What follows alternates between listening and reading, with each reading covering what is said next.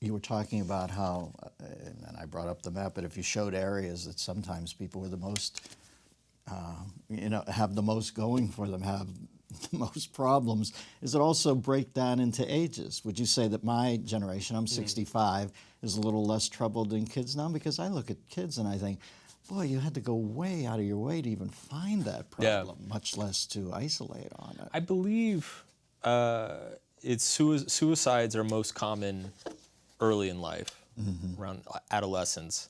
And I think people, generally speaking, people actually become happier and more emotionally stable as they get older.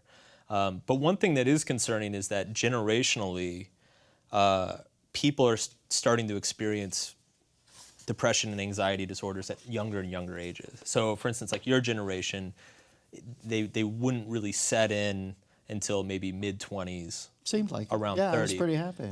My generation, they kicked in around college age. This generation right now, you're starting to see depression and anxiety rates sky high as early as like 13. So it's every generation, it drops about 5 years back. If you imagine how difficult, so you and I both grew up pre-internet, pre-social media. I grew up pre-abacus. Yeah, and then that ruined everything. The abacus was death. It's all been downhill since. But if you think about when you and I were teenagers, we didn't have all this stuff, and how insecure you were about your peers, and how much you obsessed over what Sally thought about you or what Joey said about you.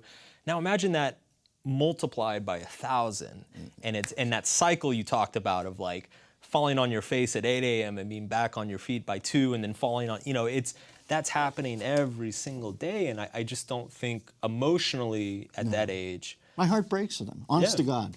Whenever I hear one of those stories about a kid who's either been bullied or a kid who just did something kids do, and all of a sudden, literally a kid in Micronesia could read about it later that day.